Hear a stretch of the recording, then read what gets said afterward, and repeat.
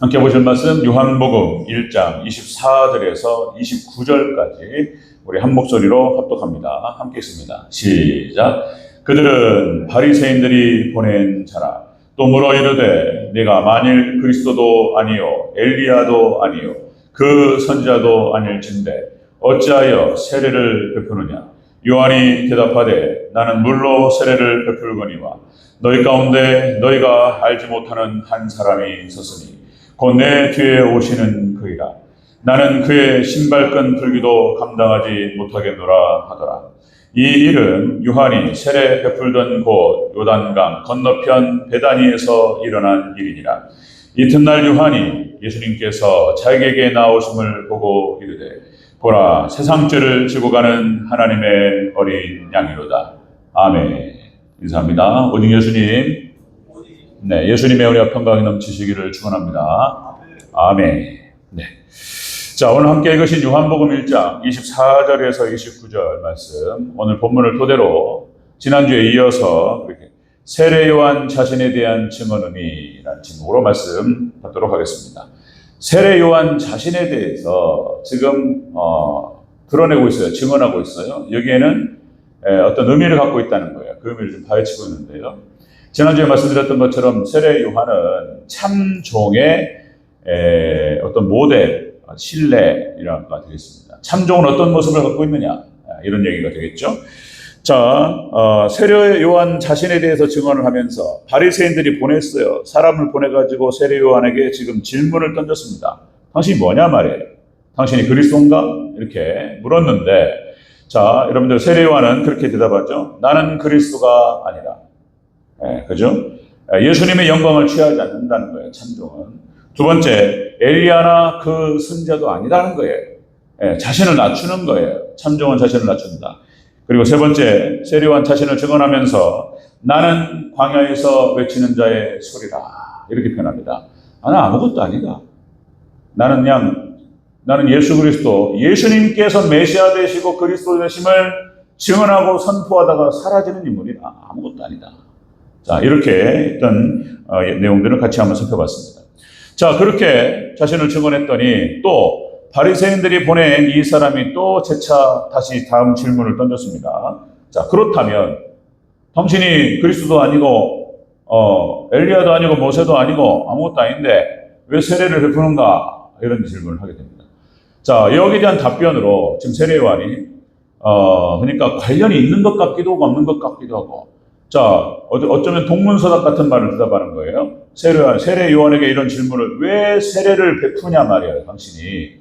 그랬더니 거기에 대한 답변이 예수님 얘기만 또 하는 거예요. 그냥 뭐라고 할까요? 기승전 예수님이에요. 그냥 결론은 예수님이에요. 예수님. 세례 요한이 그렇게 대답하는 거예요. 자, 우리 그 내용 같이 한번 살펴보겠습니다. 자신에 대해서 얘기를 하면서 예수님을 선포하는 거예요. 예수님. 같이 한번 살펴보겠습니다. 자, 세례 요한 자신에 대한 증언이 첫 번째. 자, 너희 가운데 한 사람이 섰도다. 이렇게 표현해요. 한 사람. 예수님을 얘기하는 거예요, 예수님. 자, 26절을 다시 한번. 24절부터 25절, 26절 같이 한번 읽겠습니다. 시작. 그들은 바리새인이 보낸 자라. 또 물어 이르되 내가 만일 그리스도도 아니요 엘리야도 아니요 그 선지자도 아닐진데 어찌하여 세례를 베푸느냐. 요한이 대답하되 나는 물로 세례를 베풀거니와 너희 가운데 너희가 알지 못하는 한 사람이 섰으니. 아멘. 너희 가운데 한 사람이 섰다. 예수님을 얘기하는 거예요, 지금. 이 말은 무엇을 의미하냐면 참종은 예수님만 바라본다는 거예요. 예수님께 시선이 고정되어 있어요, 참종은. 예수님만 얘기하는 거예요. 너희 가운데 한 사람이 섰다. 이렇게 표현해요. 예수님을 가리키는 것이죠. 예수님을. 자, 세례 요한이 누구인지 정확하게, 그러니까 예수님께서 누구신지에 대해서 세례 요한은 정확하게 인식하고 있었어요. 예수님을 가리킵니다, 세례 요한이.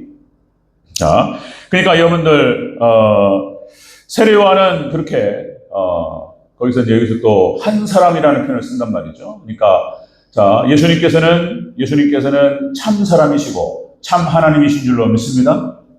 온전하신 분이세요. 좀 사람이라는 표현을 쓴단 말이죠. 자, 한 사람이 섰다 이런 표현을 쓰는 겁니다. 자, 여러분들 참종, 그러니까 세례요한이 자신에 대해서 증언하면서 참종의 모습들을 우리가 엿볼 수 있는데, 참종은 그 시선이, 그 마음이, 그 눈이 예수님께 닿아 있고 예수님께 고정되어 있다라고 하는 것을 볼 수가 있습니다. 자, 마태복음 17장 8절에서 변화산상에서 베드로와 요한과 야고보가 보는 앞에서 예수님께서 홀로 변화되셔서 모세와 엘리야와 함께 대화 나누는 것을 봤다 이거예요. 자, 그러니까 이 제자들이 가르쳐주지도 않았는데 누가 모세고 누가 엘리야인지를 알아봤다 이거예요. 하나님께서 우리에게 깨닫게 하실 줄로 믿습니다. 예, 우리 신성종 박사님 그때 꿈 이야기 잠깐 말씀드렸는데, 누가 가르쳐주지도 않았는데 2주일 동안을 같은 꿈을 꿨다 이거예요. 이게 간증이죠. 예. 그런데 하늘로 올라갔더니 누가 모세인지 엘리야인지 누군지 다 알겠더라 이거예요. 이게 지금 자, 베드로와 요한과 야고보가 엘리야와 모세와 함께 대화를 나누시는 예수님을 보고 다시 눈을 들었더니 이제 거기 나옵니다. 자, 마태복음 17장 8절에 제자들이 눈을 들고 보매 오직 예수님 외에는 아무도 보이지 아니하더라. 여러분들, 제자들의 눈에는 오직 예수님밖에 보이지 않았다라고 하는 것입니다. 여러분들, 저뿐만 아니라 모든 하나님을 섬기는 자들, 예수님의 제자들은 예수님만 보여야 될 줄로 믿습니다. 마음과 시선이 예수님께 닿아 있고 예수님 외에는 보이지 아니하더라 이렇게 표현돼요. 자, 여러분들 또 모세 얘기 지난주에 또 말씀드렸죠. 히브리서 11장 26절, 모세도 마찬가지예요.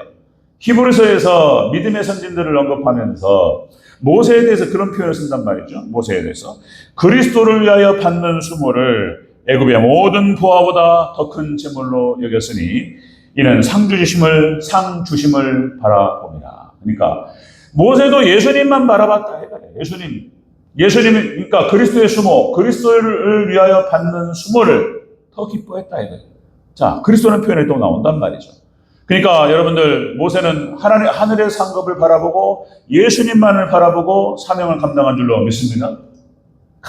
성경 전체가 그 얘기예요. 또 성경 전체가, 여러분, 성경 전체가 다시요, 그러니까 제자들, 하나님의 참종들과 그리고 제자들과 그리고 세례 요한도 그랬고 예수님만 보였다 해가, 예수님만. 성경, 구약 성경 전체가 예수님만 얘기하고 있다는 거예요 지금. 여러 번 말씀드려서 여러분들, 구약 성경 전체에 나타나는 모든 인물들이 다 예수님을 모형하고 예수님을 예표하고 예수님의 그림자다 표현합니다. 다시 말씀드리면, 자, 여러분들, 이 모형과 그림자라고 하는 표현은 학자 얘기가 아니고 히브리서 얘기, 히브리서. 그리스도와 구약을 갖다가 율법을 비교하면서 히브리서 기자가 하는 얘기예요. 여러분들, 아브라함과 이삭과 야곱과 요셉 모두가 다 예수님이에요. 예수님을 상징하는 거예요. 그림자예요. 모세는 초림 예수님을 상징하고 여호수아는 재림 예수님을 상징한다. 인물들이 다 그런 거예요. 인물과 사건이 다 복음을 얘기하고 있어요.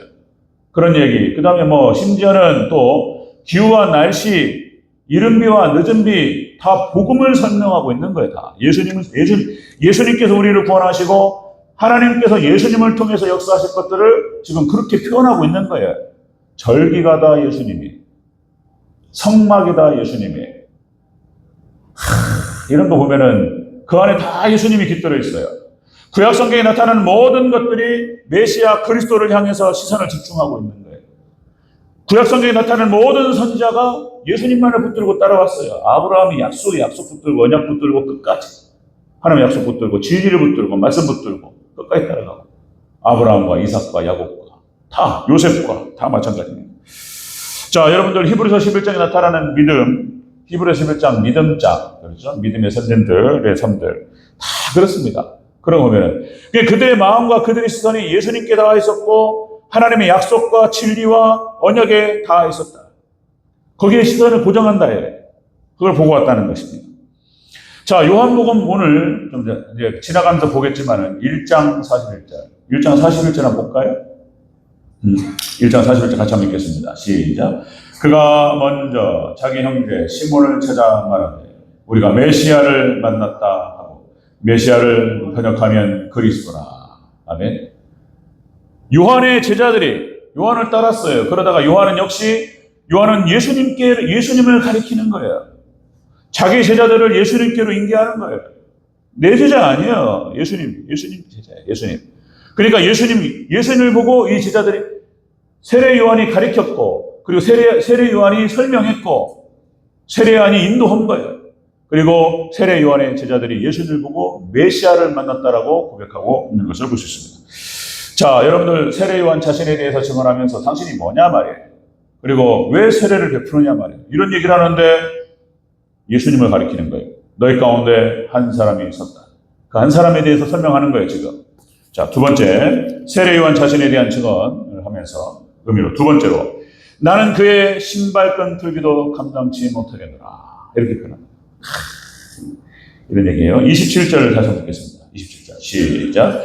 곧 내 뒤에 오시는 그이라 나는 그의 신발끈 풀기도 감당하지 못하겠노라 하더라. 아멘. 그의 신발끈 풀기도 감당하지 못하겠노라.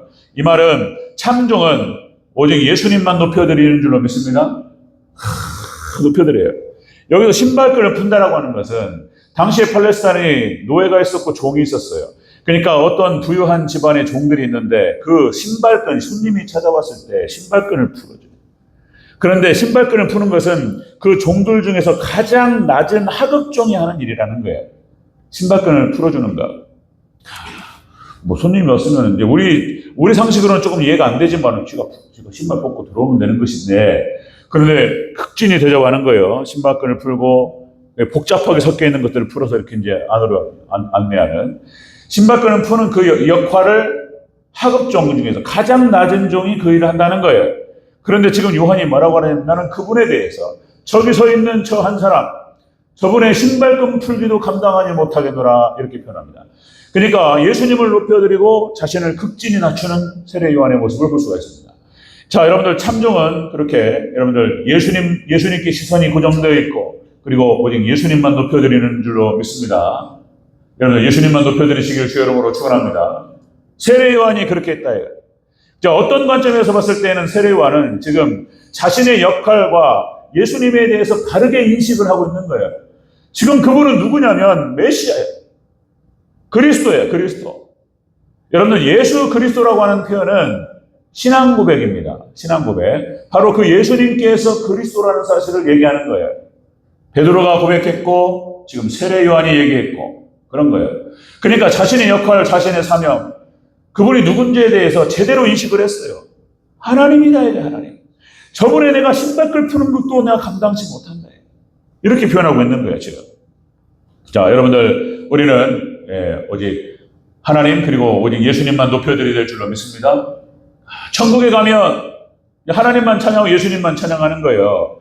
계시록 5장에서 천국의 모습이 나오잖아요. 천국의 모습 우리가 계시록을 살펴봤지만 계시록 5장에서 하나님을 찬양합니다. 예수님을 찬양하는 장면 계시록 5장 11절 12절에서 이렇게 표현되죠. 자, 내가 또 보고 들음에 보좌와 생물들과 장로들을 둘러싼 많은 천사들의 음성이 있으니 자, 그 수가 만만이요 천천이라 큰 음성으로 이르되 죽임당하신 어린 양은 능력과 부와 지혜 힘과 존귀와 영광 찬송받으시기에 합당하시도다. 아멘.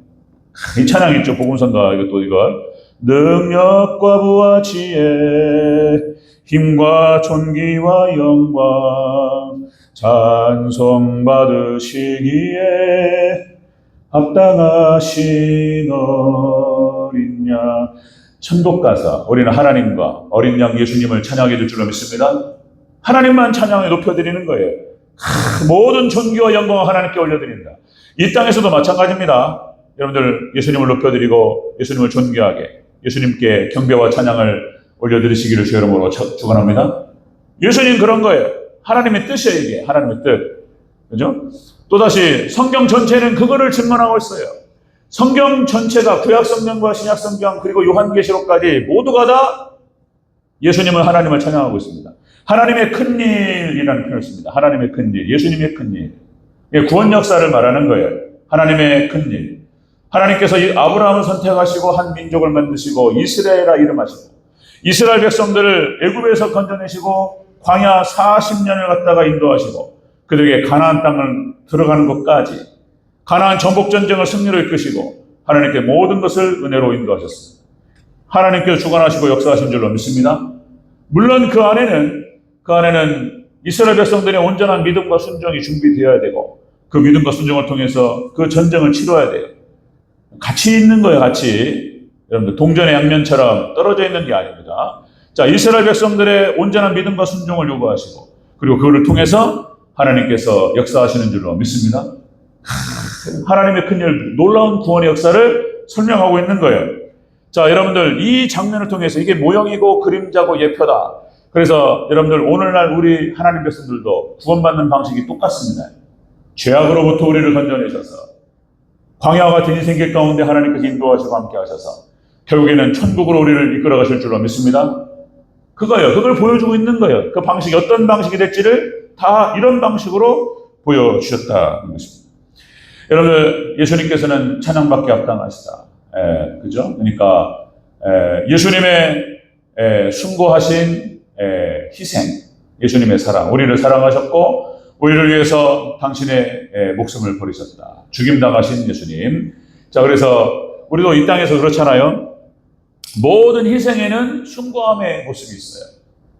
모든 희생에는, 그렇죠. 자신을 내려놓고, 우리 부모님들이 그렇죠. 자녀들을 위해서 희생하죠. 아버지가 그렇고, 자식이 일이라면 내려놓죠.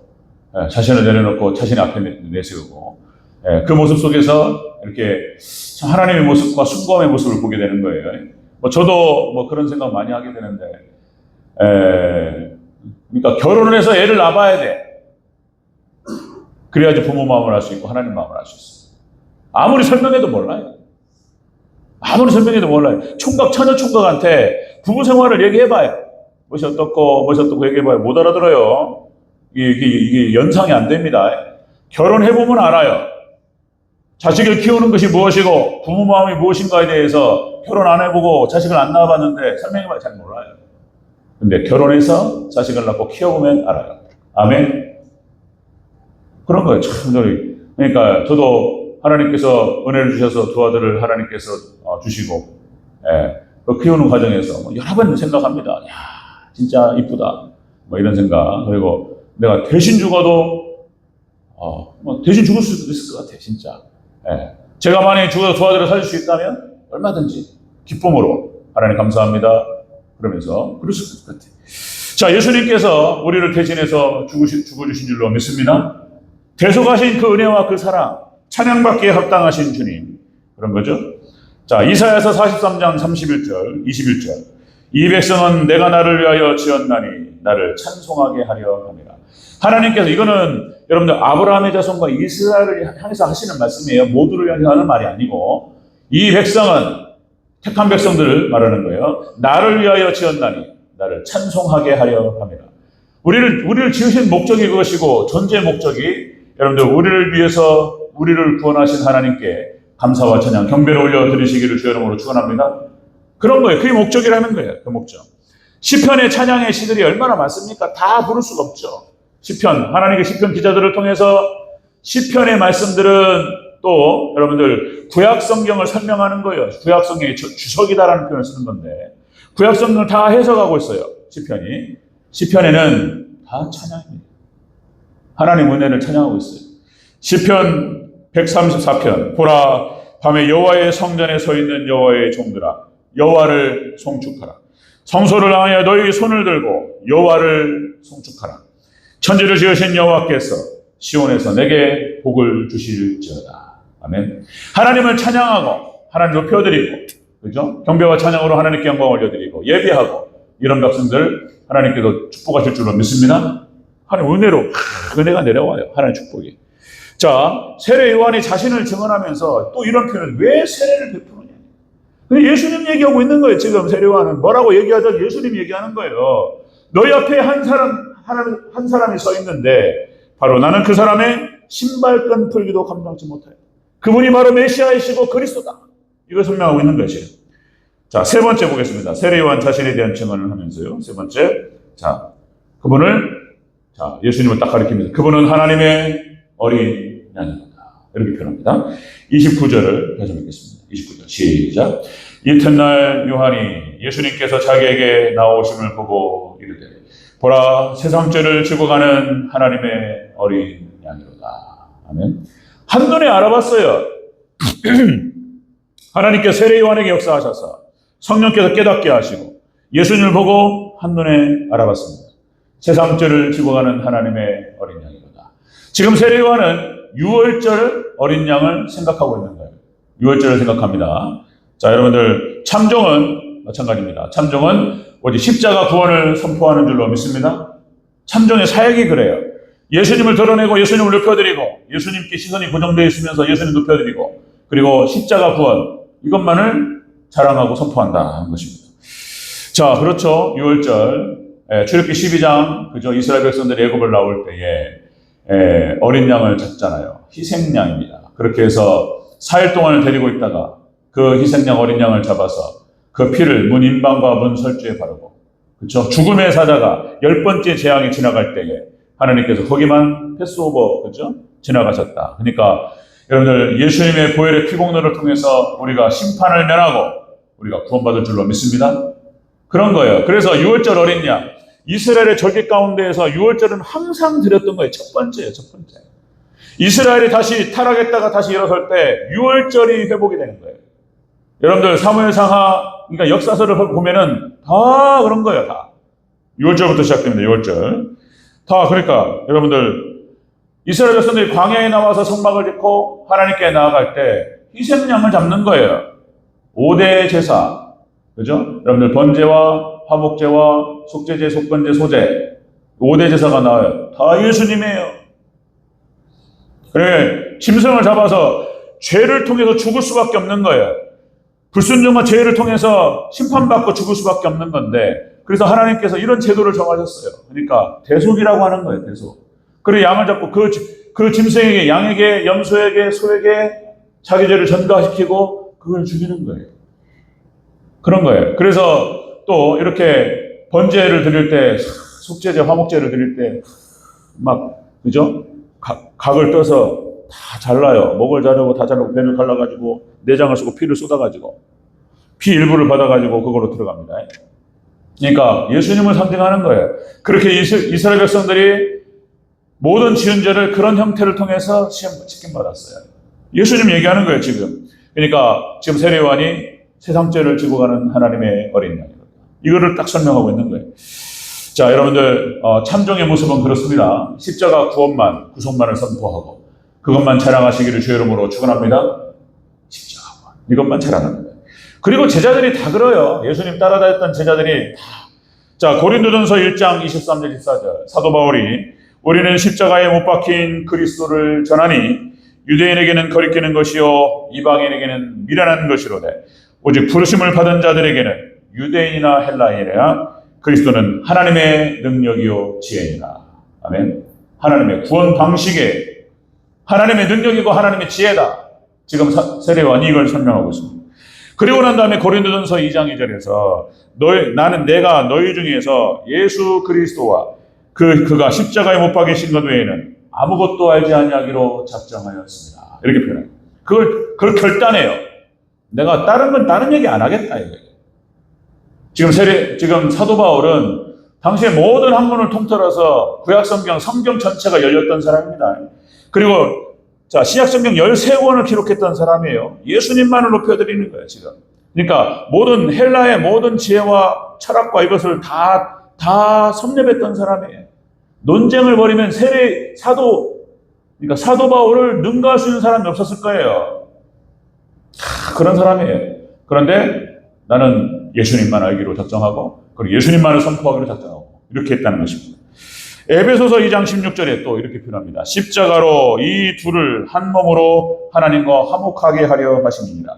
원수가 된 것을 십자가로 소멸하시고 오직 십자가를 통해서 우리가 하나님과 연결되고 그리고 우리가 하나님께 나아가게 될 줄로 믿습니다. 성경 전체가 이걸 얘기하고 있다. 이거 성경 전체가. 이사야서 53장 우리가 세례식 때 세례하면서 우리가 성참 주의 만찬하면서 늘 제가 말씀드리는 거. 자, 그가 찔림은 우리의 허물 때문이요 그가 상함은 우리의 죄악 때문이요 그가 징계를 받음으로 우리는 평안을 누리고 그가 채찍에 맞음으로 우리는 나음을 받았도다. 아멘. 예수님을 얘기하고 있어요. 예수님을 선포하고 있어요. 예수님께서 오시기 전에 800년 전에 하나님께서 그러니까 이사야를 통해서 선포합니다. 이런 내용들 예수님. 자, 여러분들 세례 요한이 그렇게 해서 예수님께 시선이 고정되어 있고, 왜 세례 베풀었냐고 물어보는데 예수님 얘기만 하는 거예요. 그냥 예수님 얘기. 예? 한 사람이 섰고 그분 나는 그의 신발끈을 풀기도 감당치 못하겠다. 그분은 하나님의 어린 양, 예수님을 선포하고 있는 거예요. 자, 여러분들, 우리가 참종의 모습은 그런 것이다. 여러분들 예수님께 시선을 고정하시고 예수님만 높여드리시고 여러분들 십자가 구원만을 자랑하시기를 주 여러분으로 축원합니다. 그리고 예수님만 따라가는 거예요. 이게 참종, 그리고 믿음의 참된 믿음의 결정체다. 참된 믿음. 자, 여러분들 마태복음 16장 24절, 그죠? 이에 예수께서 제자들에게 이르시되 누구든지 나를 따라오려거든 자기를 부인하고 자기 십자가를 지고 나를 따를 것이니라. 아멘. 결국 십자가예요. 십자가밖에 없는 거예요. 예수님의 십자가밖에 없는 거예요. 예수님의 십자가, 그거를 감사하고 찬양하고 경배하고, 그리고 우리의 삶의 전체가 예수님을 따라서 자기 십자가를 지고 자기를 부정하고 우리가 예수님을 따라야 할 줄로 믿습니다. 그런 거예요. 바로 그런 자에게 또다시 예수님께서 하신 말씀 중에, 자, 세례 요한에게 말씀하시는 거예요. 여자가 난 자 중에 가장 큰 자니라. 하나님 높여주시고, 우리가 천국 가서 우리가 예수님의 공로를 찬양하고 나아갈 때 하나님 기뻐하시고 우리를 높이시고 축복하실 줄로 믿습니다. 자, 우리가 천국 가서 받게 될 거예요. 그러나 이 땅에서 마찬가지입니다. 여기 이 땅에서 정말 밝게 빛날 수 있는 비결이 그거예요. 다른 거 없어요. 예수님만 찬양하고 예수님만 높여드리고, 그죠? 예수님 십자가 구원만을 그렇게 우리가 경배하고 찬양하고, 그렇게 하시면 이 땅에서 참 다니엘처럼 하나님께서 하늘의 별과 같이 믿음의 선진들처럼 찬란하게 그렇게 하나님이 축복하실 줄로 믿습니다. 이 축복이 우리 성도에게 있으신 주의 이름으로 축원합니다. 기도하겠습니다.